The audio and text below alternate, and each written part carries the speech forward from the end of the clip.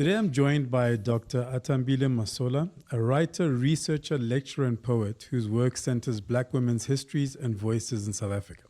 She teaches in the Department of Historical Studies at UCT, holds a PhD in Black women's life writing, is author of the Xhosa poetry collection Ilefa, is co-author of Mbogodo, Women Who Shape This Series, Women Who Shape Us series.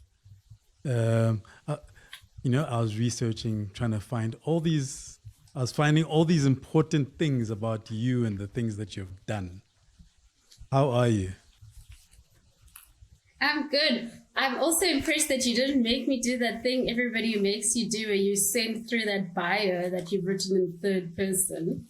So thanks for doing the research. It's always so cringy. Yeah, I'll be honest with you. I often didn't do proper intros because my whole thing is when I'm having a conversation with someone, we get more of a sense of the person. But I have been told, and you and I have both worked in kind of radio spaces where I've been told it is important to give everyone some type of context, however brief that may be. So where did you grow up? You did well. Thank you. Cool. Where did you grow up? I grew up in East London. Okay. With Msaki and Millie, which is the other person. Yeah. Yes. I was just actually thinking that. So many East London people. And my wife is from East London as well. So many East London people.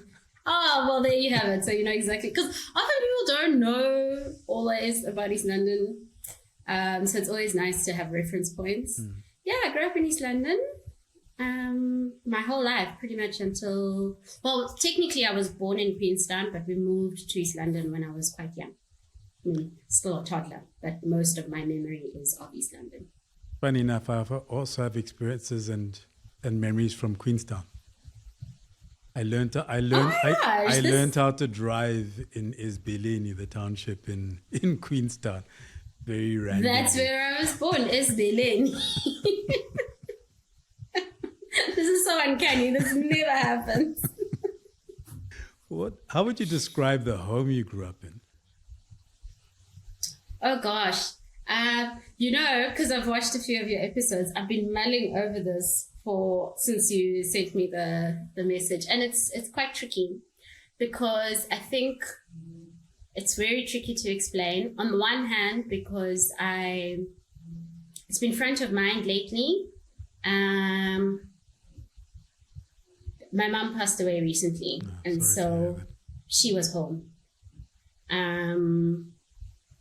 Yeah, and so it's really just been a tricky thing to wrap my head around, in the sense that I grew up the first 7 years of my life pretty normal, super normal, two parents, extended family,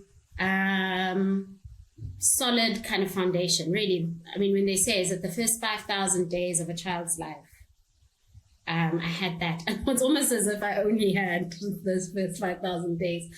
Because by the time I was 8, things just began to crack in our home. And kind of became estranged from extended family. By the time I was 15, my mom was very, very sick mentally. So that was also just a part of my world. So, and I can talk about it because I think my sister did a very wonderful thing of just talking about it in very honest ways at her funeral, which was very important for us. So school and church actually became the consistent things in the absence of, or in the presence of all that chaos, actually. From about 8, it was just chaos. That's the only word I can use. And I decided I'm okay with talking about it. I've written about it because I realized quite early on growing up that it was also quite an unusual set of circumstances that we found ourselves in. So I've spent a lot of time since I started blogging, just writing about this. It was mostly writing about my mom, actually. yeah, so that's the kind of home. Yeah, I'll say that. What drew you to writing? I mean, how early did you kind of latch onto? I guess it's a tool. It's a form of therapy. It's many things, right? But at what age did you kind of start to connect with it beyond what you had to do at school?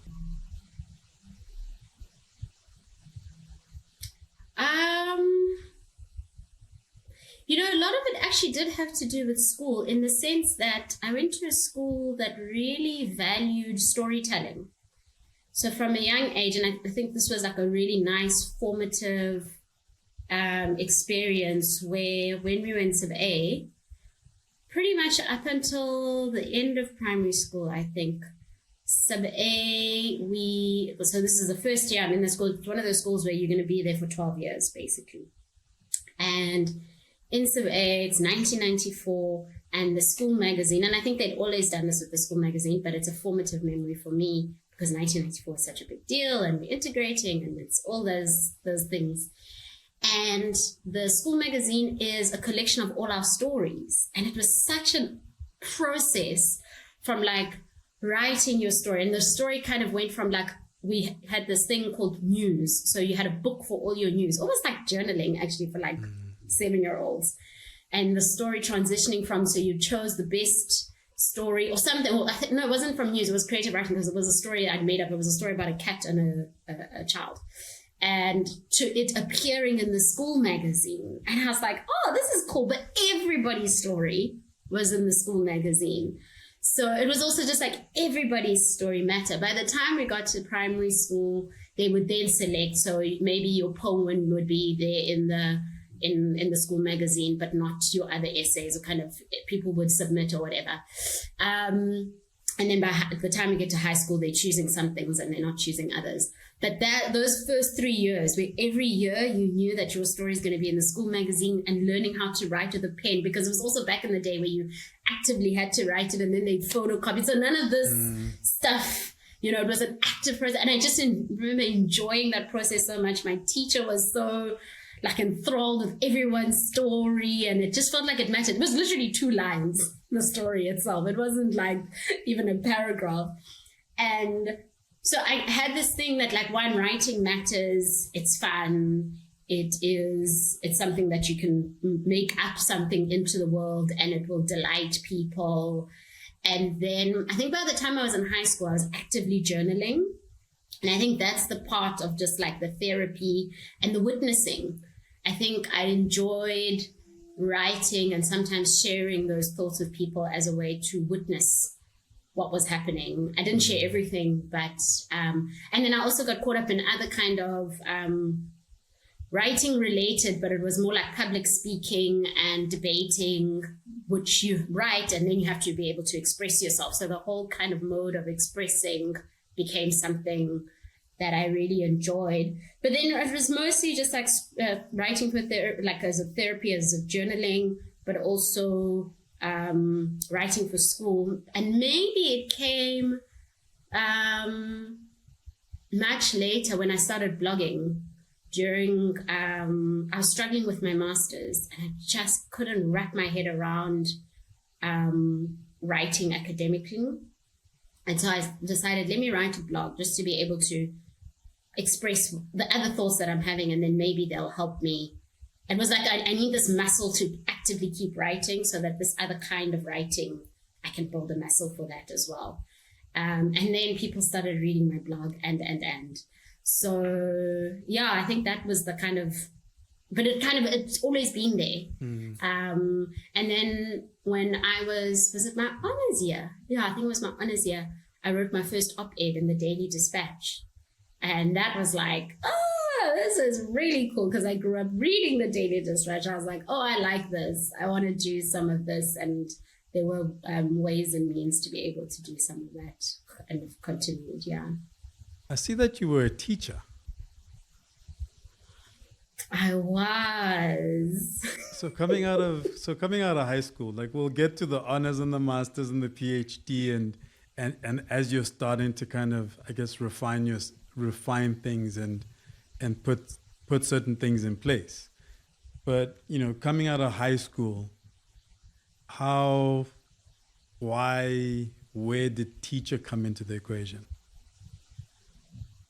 So back to the thing that I said about like school and church being like the sort of anchors. A part of that was that I had really amazing teachers. I also had not so amazing teachers, but I had really amazing teachers. And it was never going to be the thing, but because, we were the kids who were going to be the actuaries, and we were going to build the country or contribute to like building this new nation. So we were going to be actuaries, we were going to be accountants, we were going to be doctors. Nowhere, anywhere, especially in the culture of my school, we were not going to be the ones who were going to be the teachers. And I latch onto this idea, one, because I could understand all the other more glamorous professions, the engineerings and everything that people were going to do. But I think I was really affected by the impact that my teachers had made on me. And so I thought, gosh, if I can do what these people have been able to do for me, I'm good to go. I think I also wanted meaning, and teaching felt meaningful. Insofar as like impact, insofar as I really understood the connection between poverty and education. That quote that, President Mandela, through education that the child of a what can become the what, I felt that, I lived it. But also because of that experience, of this, the difficulty and poverty and everything that we dealt with at home, it was also a logical choice in the sense that I figured, well, I can do teaching anywhere in the world. Like if things go tits up, I want to be able to leave this country and still go do, I don't know, my mind was just like, what is the thing that I can do that will give me a sense of stability, a sense of meaning, and not to say engineering probably couldn't have. I mean, when I was a kid in primary school, I thought I could be an astrophysicist. So I went through all the things. I thought I was going to be an astrophysicist. My dad bought me this file called TechnoQuest, and it was about the wonders of the universe. I had access to all those things, and I'd almost chop and change. When we learned about Pompeii at school, I was like, yay, I'm going to be an archaeologist. I found this wonderful word. So I went through all of that. But when it came to it, especially I think like the kind of grade 10 to matric was a really tough time. And I was like, oh, these people, they do a lot of stuff that is needed in the world. And so that's how I ended up doing teaching. I was looking for meaning, I think. And much like a lot of people, and I hear this a lot, history teachers and English teachers are often the people that impact people's lives. Mine was my English teacher. And I was like, I want to do what she does. Like, she got us excited. She made us think. She got us to read poetry. She got us to write poetry. She got us to think that we could do something in the world with our words, with our, like, it felt like it was a thing that could do something in the world. And I was like, okay, I want to do something in the world. And that's where I started. And it was the best and the worst 5 years of my life, in the sense that kids don't care about who you are. So I walked in, I've got all these nice accolades, I've done all these cool stuff. I remember it was always on the tip of my tongue, and I was like, don't do this. These people will mop the floor with you. I taught high school. Do you know who I am? They don't care. It was the most humbling thing ever. And it really gave me a perspective about education, ideas, I think the world of ideas. And I actually wanted to be a primary school teacher, which was just unheard of. People were just like, no. And I was like, well, who are these people who are supposed to be primary school teachers? Even now, whenever I have an existential crisis, I was like, I should have gone back to that plan. I wanted to be a primary school teacher. I love me a 10-year-old. Oh, have you met those people? The best. 30-year-olds, 50-year-olds, not so much, but I ended up hanging out with them for 5 years. So yeah, that was like, yeah, it was the best and the worst. When you reference kind of teachers, and we all have those teachers, right? I'm just thinking that's the tragedy with school, with teaching, because we all have those teachers, right? Like, it doesn't matter who you are, it doesn't matter what level you reach.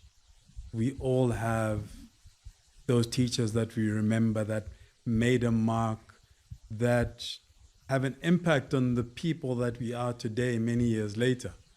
And if you think about all the levels of society, and if we can all acknowledge that we've all had those teachers, you would think that particularly the profession, particularly at that level, would have a lot more support. I mean, when you're talking about it, like, literally my teachers were flashing. I'm seeing them. Like, I'm seeing the significant ones over the years. And that's kind of the tragedy. Yeah, it is such a tragedy, and I just don't know how we get it right. And I think that's the other part where I say it was the worst 5 years, because I really got to see the how the disregard happens. And I taught in two very different schools. I taught in a public school, which was a new school, and I'd volunteered and worked in like high schools and township schools. So I was like, I know I won't be able to do that. I knew for a fact. And so I approached a school actually, and I just like sent them my CV, and luckily they had a post opening the next year. Then I also taught at a private school, like private school. My nieces, one of my nieces went to that school. So that was wild for me. That was wild. And I think what also blew my mind was, despite all of that, despite all the challenges with teachers, particularly for the good ones, they do the most. Like, teachers do things.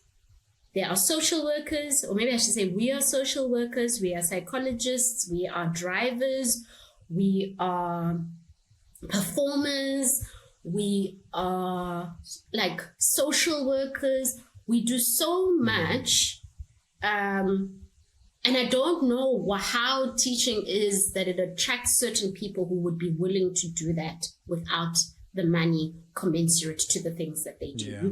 There are some things, we are huggers. I don't know if hugging is still allowed in schools, but we hug children, we wipe tears, we listen for the subtext, the thing that the children are not saying, but they are saying.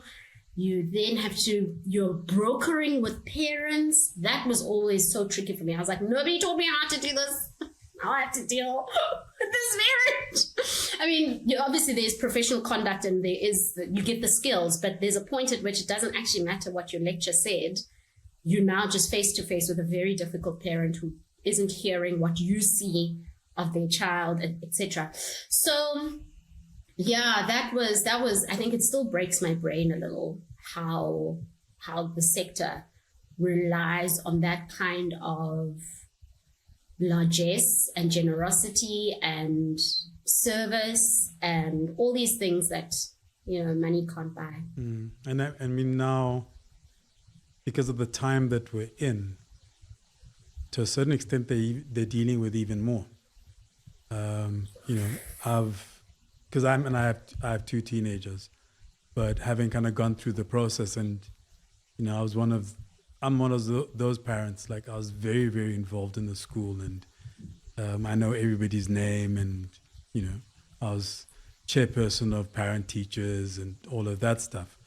But kind of having conversations with teachers and dealing with mental health and transitions and gender and all of these things that, as adults, at least some of us are trying to make sense of it, while a lot of our peers just kind of go, no, this is the way the world works. But having conversations with teachers and just, and realizing that they're having, like you're saying, the social work side of it, they're having those conversations. They're having conversations with children who are dealing with, mental illness, who are dealing with, trying to find their place in the world, understanding gender, all of those things. And they're kind of trying to deal with all of that. And like you're saying, dealing with us as parents. And whatever stereotypes and prejudices and whatever closed-mindedness that we have as parents, and trying to navigate being able to be there for the child versus the formality of this is the role that you're playing in a child's life, and they have parents. And yeah, having watched that having seen that close up, my respect for teachers then multiplied kind of 100-fold. Because as adults today, the world is changing. We're trying to make sense of a lot. And I'm sure that in your current role, now you're dealing with kids at a different level, but with everything that comes with it.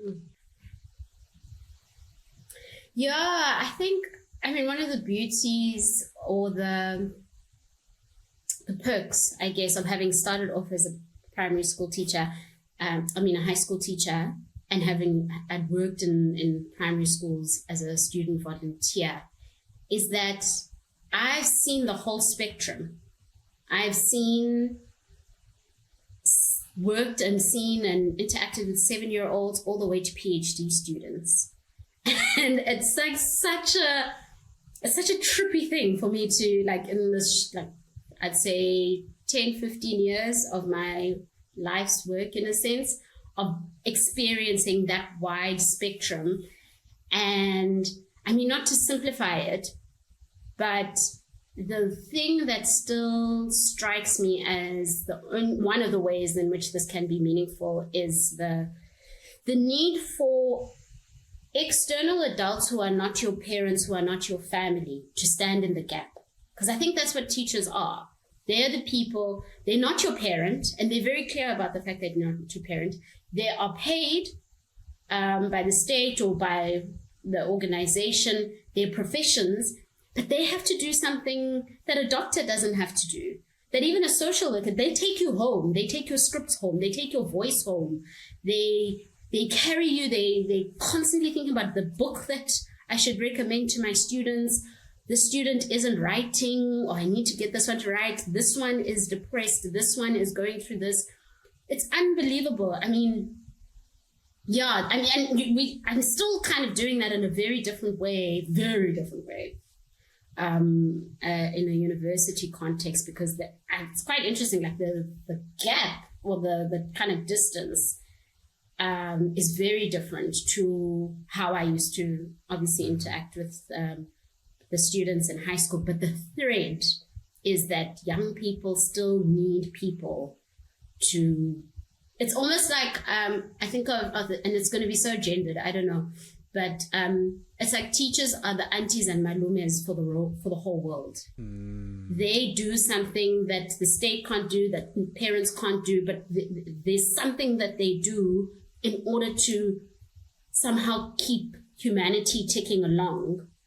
And sometimes we can't quite find what that thing is because we take their presence for granted, or they do it so well they can't even articulate what it is they do. But I imagine, and we saw it with COVID, as soon as that thing was pulled, or that buffer was pulled, parents could feel it. And I think maybe then that was as close as we got to articulating what it is that teachers do, particularly, I'd say basic education teachers do. And yeah, I mean, university, I'm still wrapping my head around university. I probably shouldn't say this out loud. I'm just like, what are we doing here? Yeah. I mean, I think you've put it perfectly, because there's an element of closeness, there's an element of intimacy, but there's also an element of distance, which is required. It's like the degrees of distance or the degrees of familiarity and intimacy. And we all need that. Like, I mean, even as an individual, you go, you know, your partner can't be everything. So you have friends, like, right? And you have family, and you have acquaintances, and you have the people that you meet once in a while, and you have the stranger that you meet in a moment. And for that moment, enriches your life in a very interesting way. So I think that them being the, you know, the malumes and the aunties from, you know, of the whole world is the perfect description, because it's like this spectrum. What did you what did you do for your honors, and then going into your masters and going into your PhD? You know, at what stage did you decide, okay, this is the thread, this is what I'm looking to really kind of dig into? Yeah, I mean, I went in with that in undergrad, actually. So I majored in English and psychology, and then I picked up Xhosa in my third year, and I did linguistics. I used to make the joke, if you looked at my undergrad transcript, you can't really tell what job I'm going to do, because there's a bit of classics and a bit of philosophy and a bit of linguistics. It just looked like, you know, but I guess the thread was language. And I took psychology because I was really fascinated by, I felt like I needed it if I wanted to understand human nature in a particular way. It's weird, I didn't go to anthropology, and sometimes I kind of mourn that, but I went with psychology, but also because I think of my mom's illness, I needed a language to latch onto. So I went in with that kind of frame. And so when I got to my honors, because I'd taken Xhosa, and this was like, almost like peak sort of nerding out, or like peak intellectual growth for me, was my honors year. And it happened because I was in a particular university at a particular time, in that roads are small. And there's certain things that you can do at postgrad because it's small. I don't know if other universities now can do it, but you know how you basically streamline. So you stick to your discipline and all of that. So I rock up and I'm like, look, I'm interested in languages and I'm interested in education. And I want to bring those two things together. Humanities and education were separate faculties. So my registration there, I remember it so vividly. And partly it could also happen because I had been on SRC. So I'm quite visible and I'm quite chatty and, you know, jajarach and all of that. So I think also part of that happens because I've sussed out the system, and I've had to, by virtue of being on SRC, being involved in different things. So I decided I want to do something in both faculties. So I went and spoke to the Dean of Humanities, and he was like, okay, these are the concessions I can make for you. And he was like, you have to then go walk across, go speak to the education faculty dean. And within like an hour and a half, it was all done, and they managed to fix it on the system because it's not a cumbersome system. So I literally cobbled together what I wanted to do in my honors, and what it said to me was I can always design or curate the experience that I want for myself, and it was so important as a kind of like formative going into. So I loved that. I did 3 courses, I think, or 2 courses in the African languages department. And I did some in education, and also timetable wise, they worked it out. There were no clashes. Like, there was just wonderful negotiation. Again, I think because it wasn't too big. And then I did a long paper where I wanted to look at how children were reading isiXhosa, which is what I then extended into my master's. And then that's what my master's was. I was sat in grade 1 classrooms in 2 schools, and I observed what teachers were doing. And again, it just like broke my brain. And at this point, I'm thinking, okay, I'm going to be a primary school teacher. I'm really interested. I'm still fascinated. In fact, especially now, it's almost like I need to go back to that thesis actually, because now we're talking about reading, that our students at undergrad, postgrad are not reading. I'm like, how's this happening?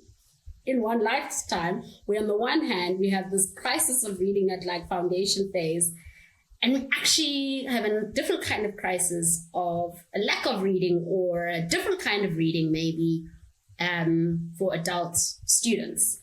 So that was my master's, but there were two layers. So there was the kind of the pedagogy of the teaching reading.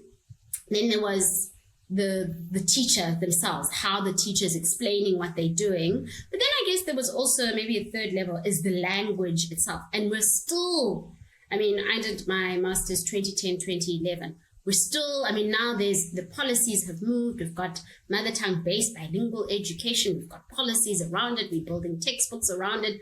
And the reason why I went that route was because I think it was my honors year. There was the Pearl study that was done that everybody always references. I think it was the first time South Africa was involved that year, 2008, 2009, which has then also set the tone for how we talk about literacy and mother tongue or African language literacy in schools. And it just fascinated me. And I think the reason why it fascinated me was this distinction between kind of reading for learning and learning to read, and how shifting between two languages. So my experience was that, and the nature of bilingualism itself then as a tool that is able to do those two things. And my experience was I'm bilingual. I can count Afrikaans trilingual, but I understand it more than I speak it. But I chose Afrikaans to do throughout school as an additional language. I didn't choose isiXhosa. But I could engage isiXhosa because I had access to it at home and church. And church was a highly literate environment. Like you're reading the Bible, you're hearing the language, and it was kind of like a poetic kind of language. So it's also like a really high level intellectual engagement with language. And yes, of course, I'm speaking in the streets with people. It's cool. But there's a different kind of isiXhosa that I'm still fascinated by. And so I have access to both, but I read, and my whole education is primarily, and English is the dominant language. But I'm able to transition into being able to read and write isiXhosa because I've got this foundation of highly dense experience with isiXhosa, but also a highly a dominant English. And so I kind of blended these two. And then I had access to books, etc., all those things. But then when I was finding in the classrooms that I was working in, it's not the stuff that sometimes we think is happening. It's like the socio-political stuff. It's the fact that there's not enough time on task. It's the fact that there are not enough books. It's the fact that there's not a library in the school. It's the fact that kids only ever engage with books only when they're in the classroom. And so all that density that you need to become a literary or literate person is different. And I don't know where the research lies now, because I've been quite out of that world in that sense, is the class. Class is the thing that determines a lot of these things. But even with class, there's the thing of like, well, if you don't have exposure to books or social capital, blah, blah, blah, blah. I'm like, well, libraries. We didn't have books at home, but I had libraries within walking distance, and I had a library at school. So there are all these other buffers then that class can be mitigated against.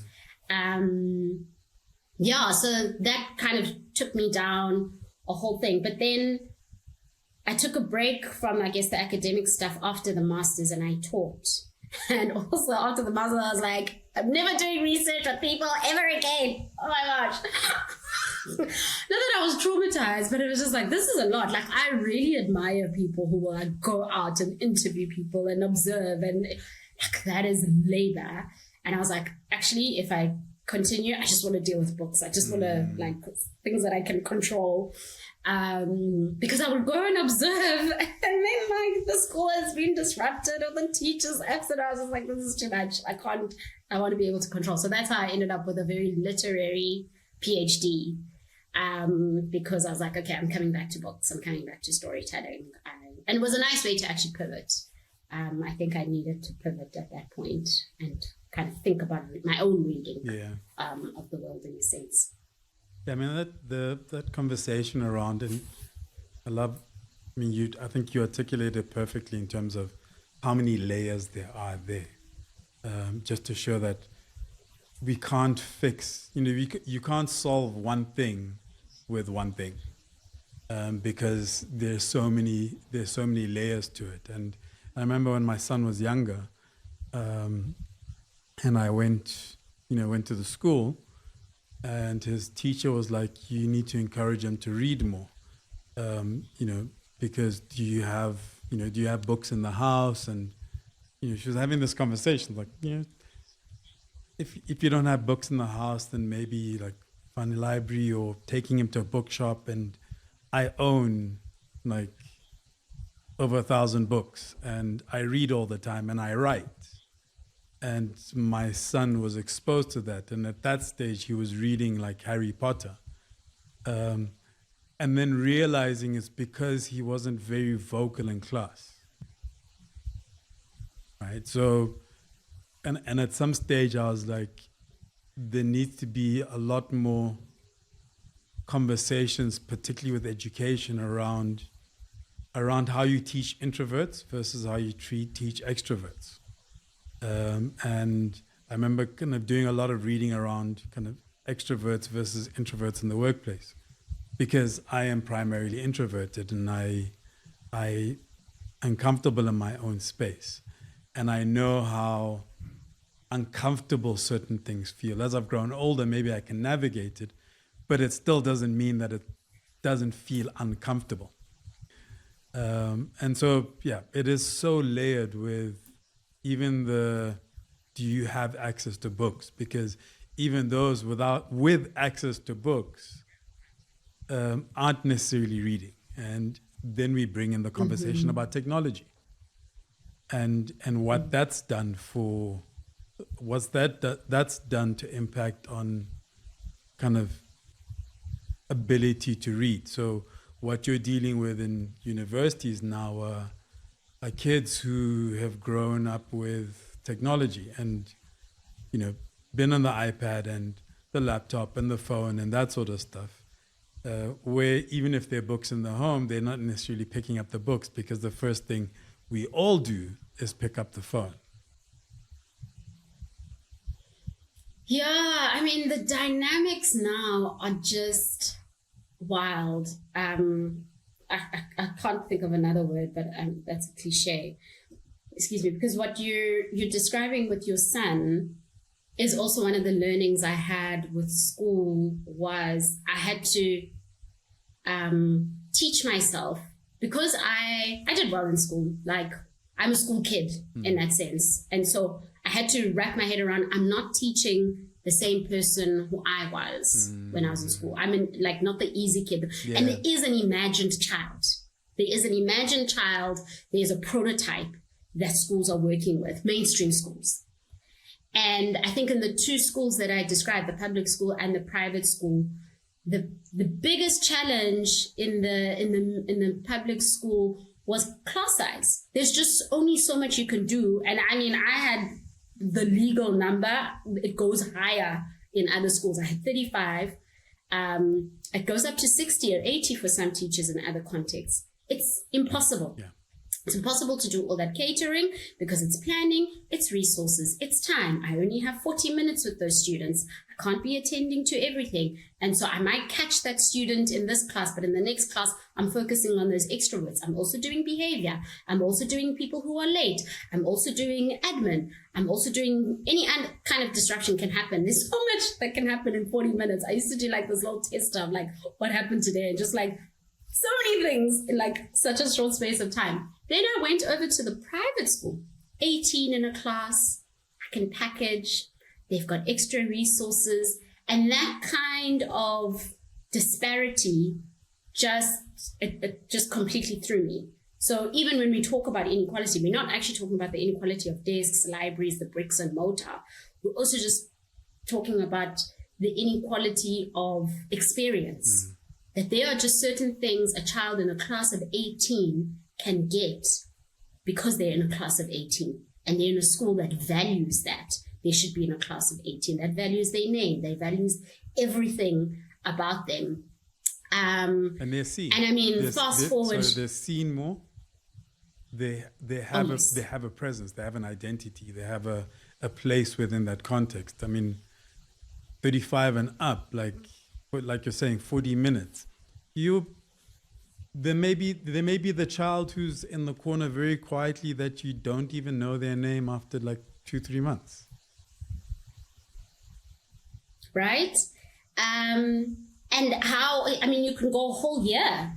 Luckily, the school that I was in was this really cool strategy because we were 35. That was like, I think anything over 35 just does not work. I've yet to hear other teachers say otherwise, but you had to have a strategy of like, you get the kids to sit in the same place every single time they come to your class. You have to remember their names. Like, those are just very practical things so that you can keep a hold on them. And then you have to have strategies for that. After that first test, we used to always do comprehension tests just to get a sense of where everyone is. What happens? What kind of feedback are you giving? And how that filters into everything. The essay feedback and how that filters into everything. And all those things are just like that iterative process of learning. And how we then communicate that. I mean, the iterative process of writing an essay for an undergraduate student is literally the same kind of logic I was using when I was a high school teacher. But here, the system is different now because I'm not arguing, but I'm dealing with AI. I have to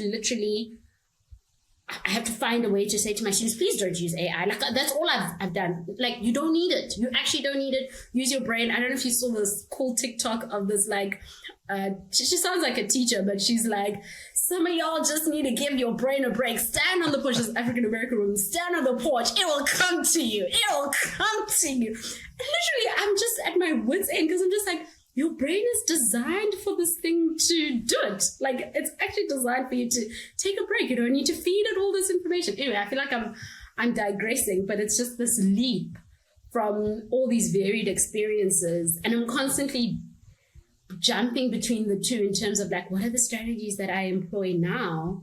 Because I thought we all, I mean, obviously we didn't, but the memo of what, partly the brain, but also just what creativity is, what writing is, what thinking is, because now with AI, the fear is like we're outsourcing our thinking, we're outsourcing our creativity, we're outsourcing our writing. And I'm trying not to be that person who like stands in a soapbox with my students, but it's so hard. But it is an important conversation, and it's, because I'm still kind of, I'm a working writer to a certain extent, but a lot of times people come to me to go, oh, aren't you worried that you're going to lose your work, right? And I actually recently wrote a blog post. It was a mini rant because I was like, why does everything feel like an existential crisis?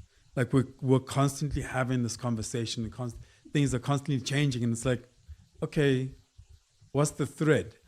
And I've reached the point where, and I shared a quote from Rick Rubin, which is one of my favorite quotes right now, which is, I go to an artist for a point of view. And AI does not have a point of view. And I remember a friend of mine, now his name has slipped my mind because I'm talking about him, but on the poetry scene, and I'm talking 15 years ago, and I remember he sent out like a text to all of us, and it was reinforcing the idea that what writing does is it helps with your thinking,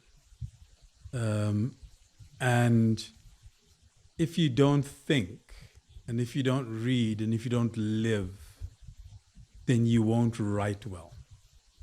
Like the seeds of, or the substance of the writing is in those things, like is in going out and experiencing life and experiencing different things, is reading different ideas and thinking about them and trying to process them. And that's what improves your writing. And by writing it, you're forced to articulate it, you're forced to make sense of it. You're forced to cut away at the, subtract, cut away at the noise that's in there that's maybe distracting. For me, that's what the act of writing is. And so, and I've been thinking about it been cropping up in my space quite a bit over the last few months. And I did a workshop, I actually did a masterclass for a series for a client. And at the heart of it was writing. And this is within a business context. And I've been exploring it kind of more and looking to do it a lot more for business, for executives, for leadership. But also realizing, and you're talking about journaling, and I've talked about journaling quite a few times with guests, because I'm a big proponent of journaling in terms of, as a human being, how you live, how it's helped me at all levels. But yeah, I mean, using AI, you're not thinking about this stuff. And to give a clear example, like I manage a network of writers, and we've had to recently, because I get submissions and I do it for a client, and I've dealt with like over 100 writers over 40 countries across the world, primarily Africa and Asia. And part of what I offer the client is writing from the ground. And I realized very recently, because it's, the way somebody from Zambia is going to write English is going to be different from the way somebody from Bangladesh versus somebody from Nigeria versus somebody from Lesotho. And we want that in the stories, because we want we want a perspective on the ground for the client's website.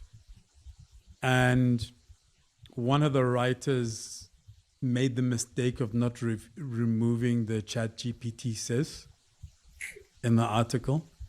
Now, I run the article through, I don't edit, but I'll read before I submit. And I look at plagiarism. So I have a tool that I use to check whether anything has been plagiarized. But also these tools are not perfect. So you have to kind of, you have to run it through the tool, then look at the references, and then go to the reference, because somebody may have made a statement, somebody's quoted as saying something, and that sentence or a similar sentence has been written the world over on that particular topic, right? So I have to check that. But after this thing happened where I saw this ChatGPT thing, and I ran it through like an AI checker, and reading it and running it through, the things that it said was AI, when I read it, I knew that was written by the person, so it wasn't AI. But the person said to me, no, they didn't have ChatGPT write the article. What they did was, when they were done with the article, they ran it through ChatGPT to fix their language, right? So it's like, what's the Grammarly and these kind of platforms, like to fix the grammar and the punctuation, that sort of stuff. And what I realized was, or like my little epiphany after that was, it actually took away for me the soul of the article. So what made the article unique was the person who wrote it and the language that they'd use. But by now running that through AI, it made it that kind of standard, AI speak, standard computer speak. Cleans it out. And then it sounded like anything else that I could find online. And I was saying to this guy, like, you then lose. I have a particular voice when I write. Like, I know people friends of mine who have gone, when I used to work for a magazine where the one issue I wrote 80% of it, so eventually I was just using pseudonyms and stuff, writing stuff. And a friend of mine went, dude, you wrote most of that thing, didn't you? And I'm like, yeah, because he had read enough of my stuff to understand my voice. Yeah. and my perspective and the way I'll approach things. And I can imagine the challenge that you have is getting students to understand that, yes, you may think it writes it well, but actually it's taking away from what it is that the value that you truly have to provide. It's taking that away, and it's making you sound like everybody else because you all sound like the language learning machine. Yeah, I mean, I used to enjoy that a lot. Before AI, it was plagiarism and it was Wikipedia for the kids in high school. And I used to enjoy it so much because I was like, oh, I'm really attentive to my students. And I would say to them, look, I know you, I know what you sound like in class, and not just necessarily like your literal voice, but I'm like, I know you. You didn't write this, did you? And it was before all the modeling and Turnitin and all of that. And they would, many a time they'd be honest and be like, yeah, you're right, I didn't write it. I was like, I want to hear your voice, especially with the kind of creative writing parts of it. But I think to what you're saying though, this question of voice, I'm always so interested, and maybe like it's come up in your workshops, and I'm so curious how other people, I'm so fascinated by how the writing is such an existential thing for people. Like it's such an identity thing. It's like, if I can't write, I can't, or like, I'd rather I don't write. And I think that's how we got into the kind of the AI loop, is that it's feeding into an insecurity that people have. And I'm so fascinated by how this thing was able to feed into this insecurity, because not everybody journals. Not everybody trusts their voice, but there's an insecurity around writing, and I'm so fascinated by that. I mean, I'll sometimes even though I'm not a great writer, like I'm not, but in the sense that like, okay, I publish books, I'll still keep writing. I think most of what I write is good enough for it to be in the world. I don't know if I'll ever write the thing where I'm just like, this is it, I've arrived, this is my moment, everybody read my, I don't know. But like even there, when I've exercised this muscle, I'm in the sector, I'm in the space, there's such an insecurity. And I'm curious, like what you've come up to, or the existentialism around writing, and how AI just figured out, or the people behind this thing were like, here's an insecurity, let's exploit it. Or people don't trust their voice, people don't trust their ideas. And so we're going to feed this thing, or give them this thing that's a tool, and it all of a sudden feels easier. Whereas by and large, you ask most writers, the part is in the grappling. The whole point is it's in the figuring out. It's actually not in the final draft. Whereas AI has gotten us to that final draft. And I'm like, but you haven't done all of this. And that's the human experience. That's the living. There's a beautiful poem, and I literally read it in my class last week, about To the Student Who Wants to Live AI. And it has this beautiful line. It's by someone Farson. I should remember it. But it's like the life is for the living. It's like that whole gap. It's never the final draft, but now we're so obsessed with the final draft and how quick it can be. I'm like, well then, you fine, let's do that, but just know that you're not fully living. You know that you're not fully thinking. And I don't know how to communicate that without sounding like an intellectual snob, or like I don't know, I'm like stuck in the dark ages or something. I mean, but I mean, I'm so curious, especially in corporate, because that's where a lot of this lies. But I think part of it is tied to where we place or where we position writing and writers.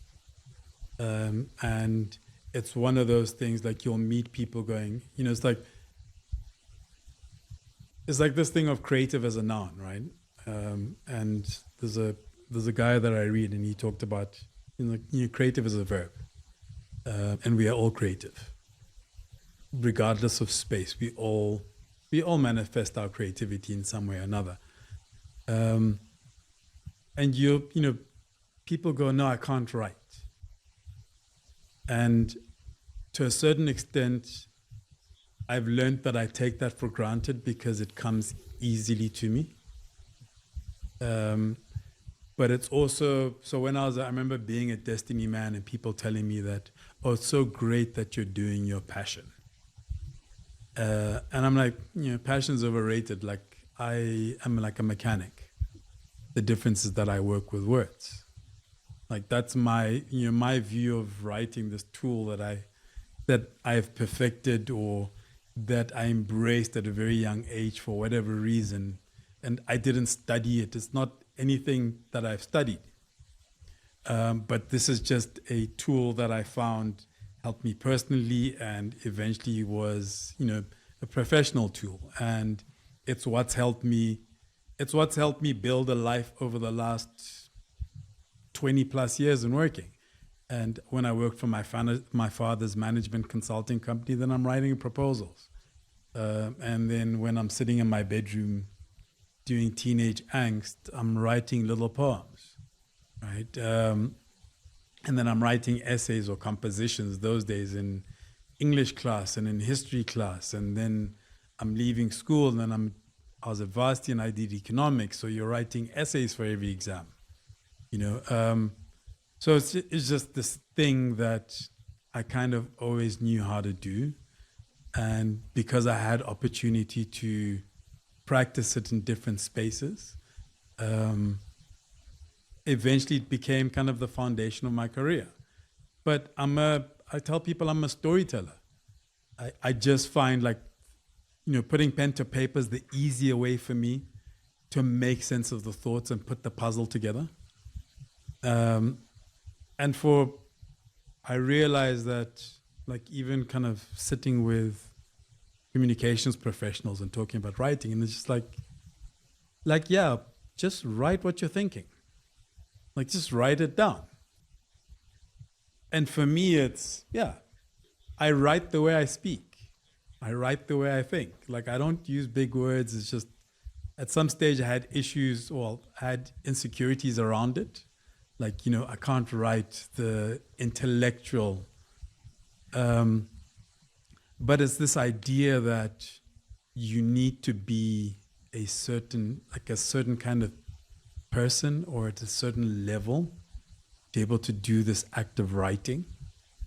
And this idea that, when you write, you're expected to, the next great African classic. And I was no, at some stage in my life, I thought maybe I had one in me. I don't necessarily do. But there's also... And you would have still lived a great life. Yeah, and there's a place for the stuff that I write. I've been around long enough to kind of know that, people have said to me, oh, you wrote this thing. And I don't read back anything I've written because by the time I go back, I think I know what I could fix. And I'm thinking about what I could fix rather than the quality of the writing. And at the end of the day, for me, at the heart of it is, I think one should measure more how well it communicated the idea, how well it communicated the story, than the actual words that were used. But I think it's because people, it's like writer, painter. There's certain things where they're put up there and it's oh, it's not for mere mortals. And I think it's tied to that as well.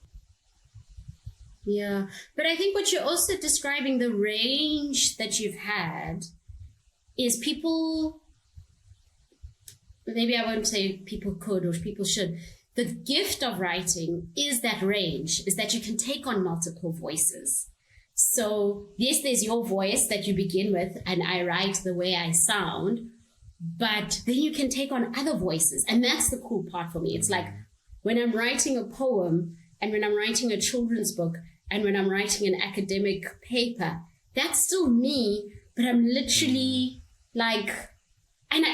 that's the creativity part, is that yes, there's this one voice, but then that voice can do so much more if you give it the chance to be able to do that. And one of my favorite sections, I don't know why I've been thinking a lot about hey, maybe I'm just nostalgic or I miss that era of my life. I'm viewing it with, nostalgia. One of the favorite sections I used to love teaching was transactional writing, which is what you just described, that you can write a proposal, write a letter. I mean, back then it was write a letter, write postcard, whatever. We added email.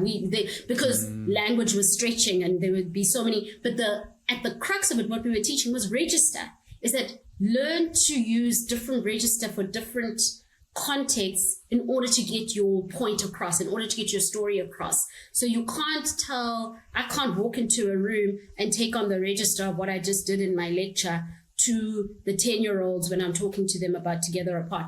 I'm talking about history to those exact same people, but I've used a different register. I've used a different medium.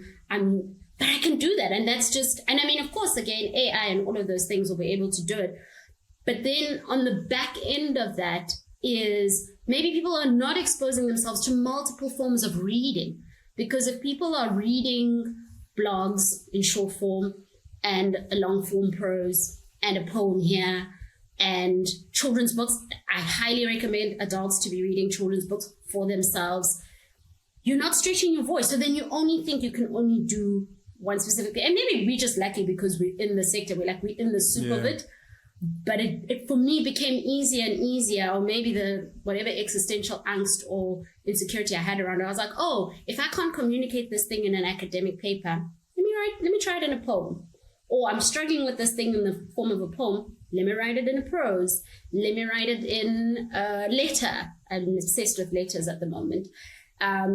Even whether or not I send them is besides the point, but let me write it in a different what kind of letter am I writing? Am I writing an email that I'm actually going to send? But there's all these other things that you can do. And perhaps once we've stripped it of creativity and it's just a functional thing that gets you from point A to point B, you've submitted your report, you've cleaned it up with AI, then you're done. And then I don't know what we're doing. And there's this beautiful, essay I found recently of someone who's in both these worlds. She's deeply invested in the AI world. She creates her own models. I know her as Shay O on Substack. I don't know if you follow her. No. And she's a historian.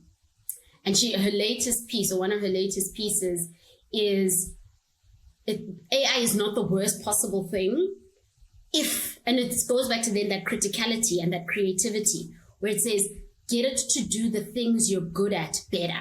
Yeah. So teach yourself this idea of multitasking is not good for our brains. I mean, that's like a neurological thing that's been tested. AI can help you with that. It can maybe send you prompts. Okay, you've done too much of this. Change your behavior in a certain way. And I think right now, all the narratives I'm hearing is about just cleaning up or making us outsourcing all those things. But it's like this thing. And maybe this is me rewiring my brain so that I don't sound too much of a fuddy-duddy, but it can help us do the best parts of us even better. But we actually have to teach it, or we have to build it that way. And I'm not quite where Shay is in terms of building models for it to be able to do the things that she wants to do better.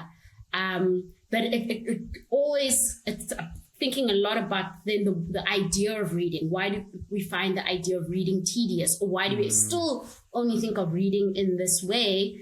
Whereas when I was doing the literacy research, I latched onto this idea, and I can't remember who was the person I was quoting, but this idea of also reading the world.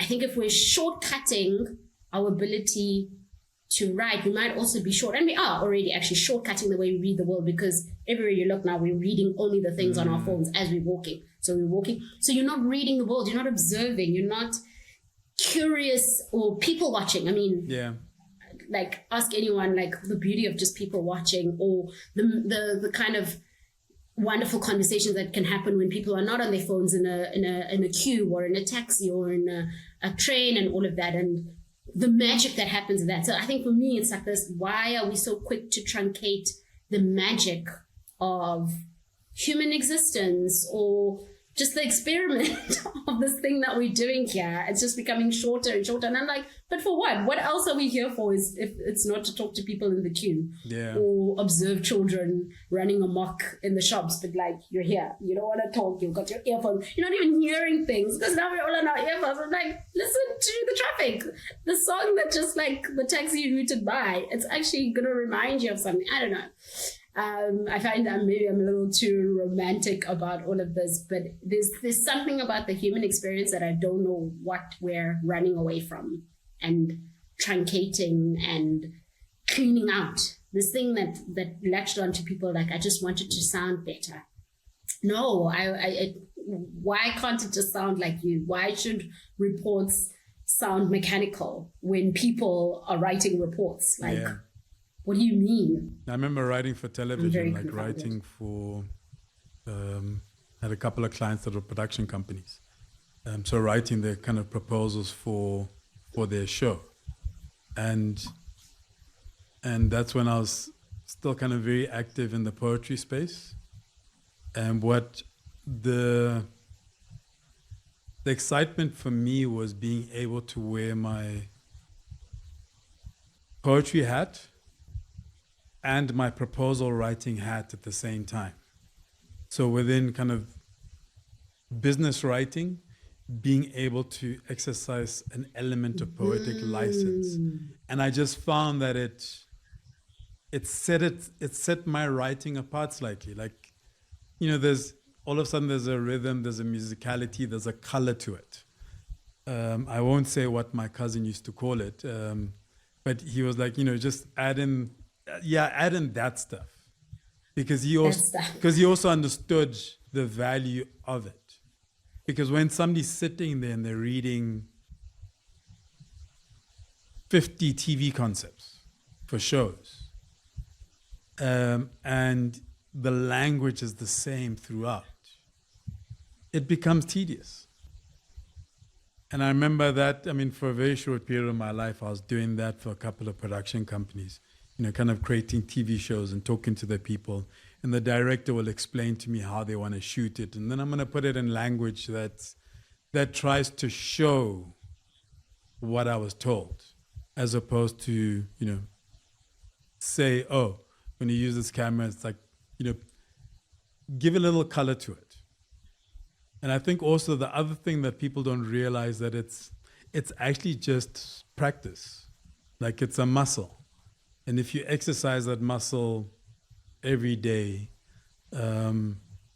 you will get better at it. It's not, it's not rocket science. It's okay, sit down. Like, my muscle for writing columns and stuff has been exercised ad nauseum. I can sit down and it takes me really quick to do that. I haven't written poetry regularly in over a decade. It feels so distant. Like, I've had moments when I'm like, I want to write a poem, and I'm struggling. Meanwhile, I come from a stage where I spent, over a decade writing 3-4 bad poems mostly, but every day I wrote poems. So just understanding that it's a muscle. It's a muscle that you exercise. So what are you lecturing now? So I'm in the historical studies department, which is what used to be the history department. And part of the kind of change in that is I am a literary historian. I come to history via literature. I never set out to do history in a sense, but I started writing history because I was contextualizing texts. And then I found myself here. So it's a long way of kind of getting to the reframing, is that there are many of us now in the department who come from various disciplines, whereas history is quite, it's the kind of the problem with the academy of like quite obsessive about this kind of discipline. And I respect that. But I think there's something to be said about people coming with different, so we've got someone from political science, we've got someone from sociology, someone from, political economy. And so I come from literature. So I do that. I teach a course called Conflict and Conquest right now at undergrad. And then at postgrad, I was doing a course called Gendering the Transnational, which was, I say was because I didn't teach it last year and I won't be teaching this year, but it's pretty much what I've been doing with the writing on the women, the Imbokodo series that you mentioned. but this time just looking at women who traveled in the early 20th century. And then I haven't taught it yet, but it's something that is like slowly kind of developing. I also do sort of intellectual histories from the newspaper archive, particularly in Xhosa. So yeah, I guess that's my teaching world in a sense. At undergrad and postgrad. The evolution of, what you're talking about, the evolution of history, I think is important, but it's also significant with where the world is today. And the fact that we, at least some of us, there are others who don't recognize it, but a lot of us recognize the bias in how history has been framed for the last 100 years plus. And also how history has been used, what is presented to us as documented history has been used in less than admirable ways. Let me just put it that way. And I think because of also, it feels like we're at a crossroads today in world history, in geopolitics, et cetera, I really believe that in 10 years from now, it's going to be a very, very different world. But now I think we're also in real time getting to see how narrative is manipulated.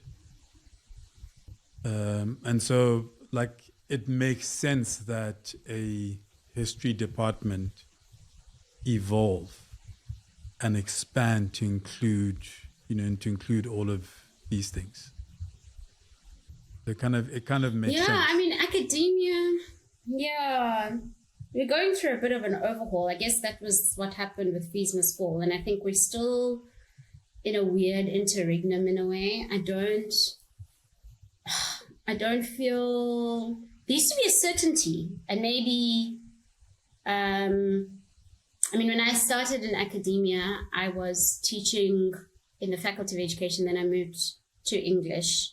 And there was kind of like a taken for grantedness about literature, this is what we teach, the canon, and all of that. And obviously in the past 10 to 15 years in South Africa, much longer in other parts of the continent especially, that's been disrupted. And it's an interesting interregnum insofar as someone like me can exist in a history department. But I think it speaks to the broader, what you just said, broader disruptions. And what you're talking about in the next 10 years, one of the examples I was citing to my students last week was, and I did that thing, I haven't gone back to the full clip, but it's enough for the example, that speech Marco Rubio was doing in Europe recently, where he maps out this Western civilization as though, the hallmark, that was the height of the West. And we were all just like, are you joking? That was organized violence, hello. But it's already happening. People are already taking historical narrative. You choose the right words. And I'm so fascinated by the connection between big political moves and the rewriting of history. It almost always happens, is that you need this bigger story to be able to justify your political move towards a particular idea, whether it's immigration, whether it's power or economics, or these kind of big shifts that we're now seeing about what Europe and America seems to be telling themselves about who they are utilizing history. And I was asked to write about, why study history, or what's the future of history, because it's one of the, much like philosophy, I think history's, we're all kind of worried about who's on their way out kind of thing. And I'm like, but it's everything. Imagine an engineer who has no sense, or a historical sense of the question of experimentation or land or structures or space. imagine a doctor who has no sense, a historical sensibility about biography, about how you ask those questions. And it's just like, but everything is story. I mean, you know, not to simplify it, but I'm so interested what you're pointing to in the next 10 years, 5 years. It's already, people are, and that's why the kind of the gripe with what we are doing with knowledge production, what we are doing with the world of ideas. It's either we shrink it and we make it impossible for us to be like, oh, we understand this thing. We know this thing. We've seen it here. We've seen it here. Like fascism or despotism, they use the same techniques every single time. The playbook like, is the same. It I hasn't have changed. But you have to have a whole historical sense of that in order to be able to take it seriously and be able to identify it. Like it could happen in my lifetime that some of the stuff that I've written could be like, oh no, we don't do that anymore. Like the book that Oli and I wrote for kids together apart, the story of apartheid for children. There are people I know for a fact are very unhappy about that. One, it got very different reception from schools to Imbokodo.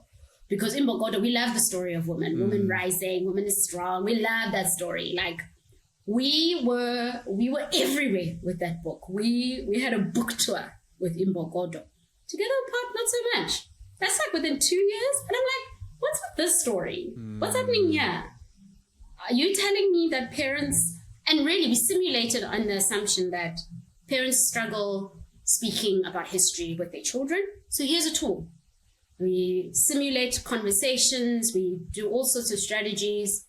We didn't have, I'm hard pressed. I can count on one hand the number of schools we're invited to. Because there's something particularly about this kind of history and the history of struggle, the history of otherness, the history of superiority that we still don't know how to talk about, but we're very much in the soup of it right now in this moment. I also find... and I guess that's why I do this. I find that the difference with now is it feels more like a scramble to suppress what's already out there. So up till now, it's always been easier for those people to control the narrative with no alternative. Like that's, only a few people would know or would see beyond the veil.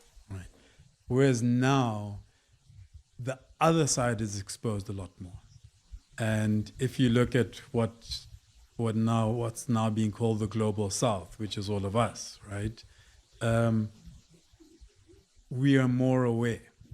So we've always been aware, but we're more aware and we have more spaces to vocalize what we're aware of, which is what for me is going to make for, let's use the word interesting because it's my favorite word, interesting times ahead. Because also, I think I've talked about this before, but having a conversation with my son and realizing, and he was asking me, because he did history and he liked history, and he was talking about the Cold War. And I was like, I lived through the Cold War. Like I remember it. It was the other day. When the wall came down, I was in my late teens. So like I remember it. But for him, it's this distant history.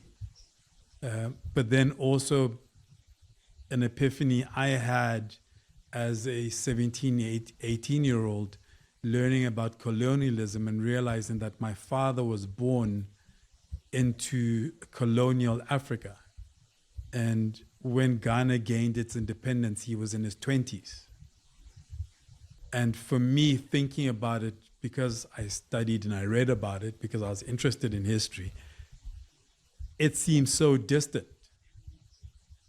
But for him, it was a lived experience. So I've been saying to my son, for example, just watch what's going on. Just, don't be totally oblivious to it. Because I really believe when you are my age, they'll be talking about these times as a significant shift in Pivotal. mankind and kind of the lives that we live beyond that. Yeah, I mean, I'm not one for conspiracy theories, but I have a conspiracy theory about, I mean, it's neither here nor there, but it's not a mistake that as the queers, the blacks, the Africans, the other are finally in the world of ideas, there is a direct diminishing of the world of ideas. It's not a mistake. It's not a mistake that there was panic when the Latin Bible was being translated so that people wouldn't need an intermediary into languages that they could understand. It kind of shifts and shapes according to what the panic is. And you're right, the panic right now is that the minority of people who had a handle on narrative, they're losing their minds. And I get it. Like, I would lose my mind too if I had power and relied on lies. Like, I get it. But I think I just didn't anticipate that I would be on the other side of the situation where it's just like, yeah, barely. And you're one of the people in there telling the young people, no, actually, those are lies. This is the way you need to look at it. So you're on the front lines. The rest of us are sitting in the background just going, yeah, it's cool. And I mean, the kind of the jokes that we make, this thing of like TDLR, what's it, TLRDR, too long, did not read. Yeah. I'm just like, it's exactly the thing that the powers or whoever, the people who are panicking want. They want you not to read the whole reading because they don't want you to want more. Because I think that's the other thing, like just back to reading and writing, is that was the other thing. It's like, all the good stuff that I've read were always a gateway into more. Like Daughters of Africa was a gateway to like women writing Africa. Noni Chabavu was like a gateway to like 10 other women. Like there's something about knowledge when it is democratic, when it is available, when it's really doing the thing, like all the neural pathways in my brain are going off. It's just like, oh, and somehow you find the time, because now there's this idea of like, oh, we don't have the time. Like, no, if you're that driven, like reading Beloved led me to Sula, led me to Paradise, led me to all these other things. You just like, you want more story because it's just like, are you kidding me? There's more? Like, I don't know, maybe this is just me nerding out, but there's a reason why. I know exactly why. I mean, one of the things Shay talks about in this essay that I was mentioning is the infinity scroll. I forget what it's called. Yeah. This thing that we can just keep doom scrolling. Yeah. That thing, what it has done, and I think they probably just discovered it by mistake and they were like, that thing, we're doing that to people.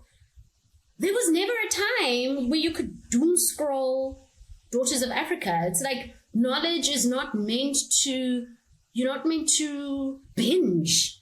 You can read a little and then you go off and it does something else in your brain and you give yourself time and then you return to it, or you go for a walk, or you go to the shops, or you do something else. And it's not even just for the purview of people who are in the literary world, just as people. Like I miss letter writing and faxing and how slow communication was. Maybe this is just like the nostalgia in me. But I'm like, that was cool. You needed to like, let me not send a fiery email while I'm mad. And I say this as like the proponent of a strongly worded fiery email. But I'm like, I could have faxed that. I should have faxed that. I should have sat down on a Saturday afternoon and written that carefully. But like this thing of like, it's too fast. It's too much.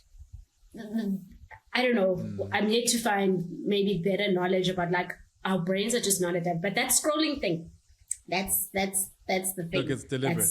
I've written and been around tech enough to be able to comfortably say they may have bumped into some of those things, but they focused on those things deliberately, because the idea is for you to keep coming back. I'm amused by you using fax as a kind of slow process because I am from the generation where you just wrote letters, like That was the it. fax. I remember when my father got a fax in his office, and I must have been 16, 17 years old, and that was a big deal. So yeah, I come from living overseas for a year and trying to maintain a relationship with my then girlfriend and even my family, where you send a letter, and if you're lucky, it'll get there Letters. in like 2, 3 weeks, and then they must sit down and write and then send it back, and then it's another 2, 3 weeks. And when I was going to phone home because it's expensive to phone home, sending a letter like 2 months in advance to say I'm going to phone on my birthday to talk to people. So when you're talking about like fax was great. Like fax was you scribble, you put it in the thing, I come of age with the yeah, facts. and it goes through.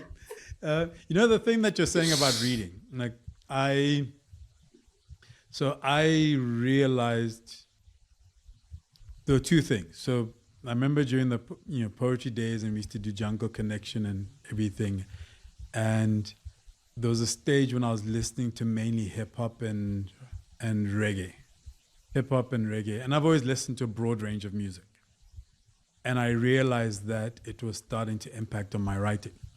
Like my writing was becoming, it felt one dimensional. And then I also grew up a reader. Like I grew up a bookworm from a very, very young age. So I did all the Reader's Digest. Nancy Drew had all the fairy tales. I did all of that stuff. And it was something that I did. I was like a nerd and a jock. And there was a stage when I realized that also my writing was being affected by the fact that I wasn't reading anymore. Like I'd moved to Joburg, I was living here. I used to read, and then there was a patch where I wasn't reading. And what I did was I made a very conscious decision to read for a minimum of 10 minutes every night before I go to bed.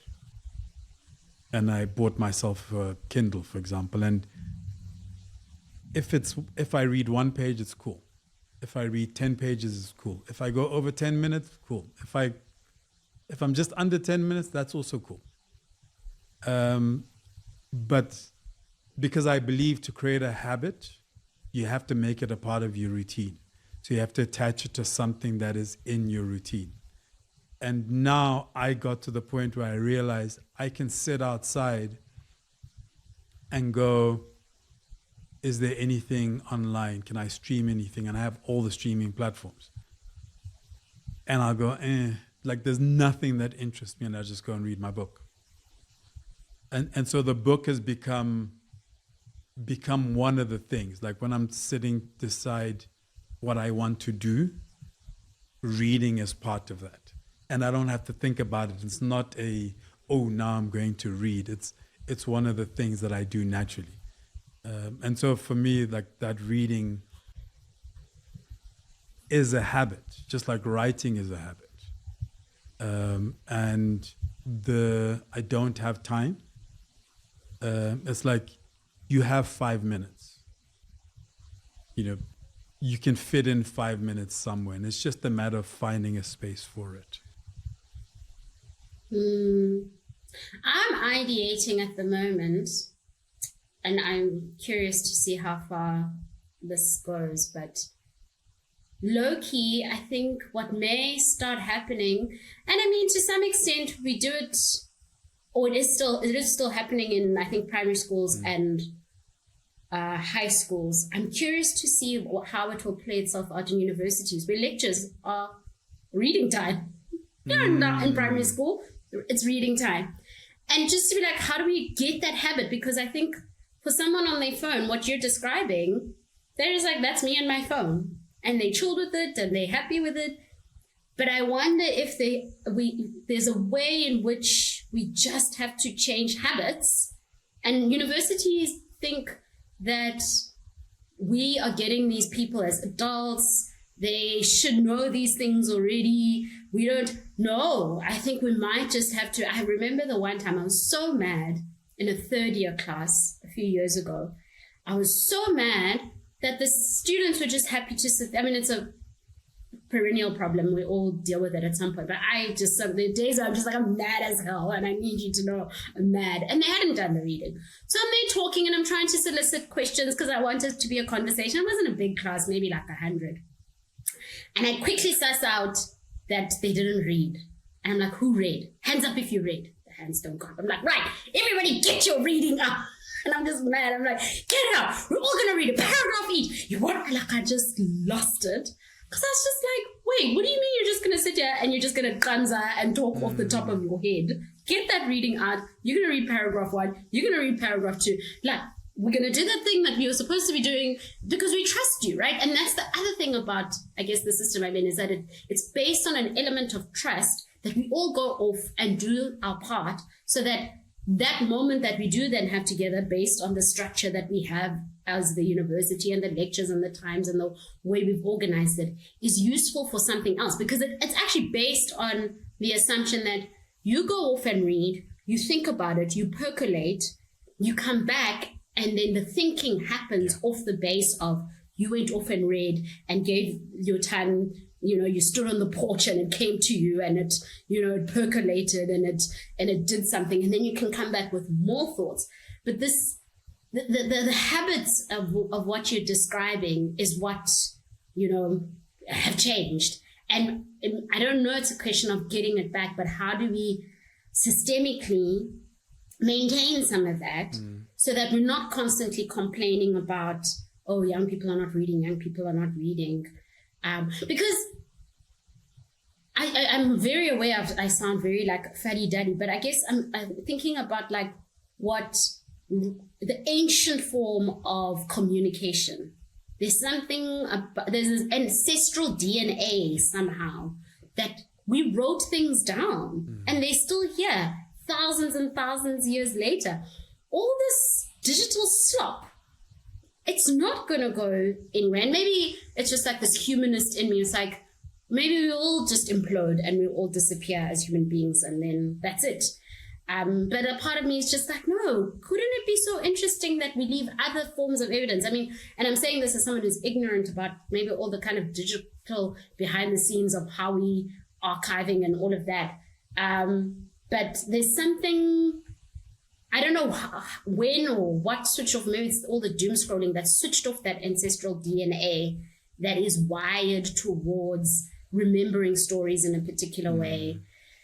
Oral history, there's a reason why we still fight for it and look for it and, seek it out and want our students to do that oral history because it does something. It does something for someone to tell their story. And then for them to be like, oh, I learned something about myself. Oh, when I told the story to so-and-so, I left out these facts. When I'm telling you the story, I gave you these facts. I'm the victim this time around, but the previous time I was the perpetrator. Like, what's happening there? Like, what is it about the human condition? And what version of complexity are we going to get if this is all we're doing or whatever it is that we're doing? I don't know. I'm a bit on a soapbox about refusing at the moment. And I'm got to changing my lectures to be reading time. My poor students, I need to warn them. I think by next term, I'm just like, just bring a reading to class. Come, we're just going to sit together. Let's find some cushions. Everybody read. Get your reading out. And reading aloud as well. Not just reading in your head. Reading, I love a read aloud. You can tell the high school English teacher in me, that was like my favorite thing, where we're going through the novel and we're going to spend some time just reading. But it's a simulation of being around the fire. Again, like an ancestral DNA, like what we're doing, the podcasting, and I'm here for all of that. But I don't know. I maybe it's only because I'm in this bubble sometimes that it feels so big. And maybe in other parts, people have kind of figured out what it is they're going to do with this thing. But I don't think anybody's figured it out, but I think what's important is us having these kinds of conversations about it. And, coming from the different perspectives, and because none of us has figured it out. None of us knows what it looks like. But at least in talking about it, like each of us then starts to find something, find find a way of creating some element of alignment or balance. Because like I said, these days, everything feels like an existential crisis. And sometimes I get really tired of that. It's like, yeah, let's have the conversations, and this is important. But also some of the things that we do, how we do it, and how we've always done it, for now still works. So that's cool as well. But yeah, so my last question usually is, and I like to stick with it, what is exciting you right now? And it could be anything and in any space, any sphere. I'm laughing because it low-key has something to do with what we've been talking about, but I'm surprised that that's the first thing that came to my head. Right now, I'm excited about, I'll say the bigger idea, but then I'll get to the specific. I'm excited about creativity. I'm like deep inside my crocheting era and my sewing era, and I'm excited about creating something from nothing. I went down, like December, I was beading a lot, and just the ability to craft out time to be able to do that for myself. And they are the bigger ideas of creativity, all the stuff we've spoken about, but the fact that I've just been able to carve out time to crochet a snood for winter, I'm like, oh my gosh, I'm ready for winter. I'm now on my second apparel. I was doing a little sewing situation more recently, and I'm just excited about it. Like, I'm like, oh, let me just get 2 more rows in before the light, because I can't crochet when the light changes because I'm using navy. Can you see how excited I am? I'm using navy. So it's like, oh my gosh, I've got 2 hours before the sun goes down. How many rows can I complete? But obviously at the back of it, it was when I was watching a video of an artist who was weaving, and she just said such a beautiful thing. I was like, oh, let me crochet, because I was like down in the dumps. I wasn't doing very well. I was like, let me use my hands, get out of my head, use my hands. And it's just like a beautiful iteration between getting out of my head. I mean, I'm also really excited about swimming. I swim a lot. And that's done wonders for not only my physical health, but also, again, just like... So I'm excited about the things that kind of carry the other work that I do, because it's quite an interesting symbiosis that if I don't do this stuff, I don't think I can write poetry if I'm not swimming. Yeah. I don't think I can write children's books if I'm not crocheting and ideating. So I'm very excited about like finding a balance with all my creative projects that are just so exciting. Cool. Thank you very much. Thank you. This was amazing. Thank you for listening to this conversation. Please leave a review and subscribe. Check out the show notes for links to the guest, the podcast, and myself. I hope you enjoyed listening to the conversation as much as I enjoyed having it.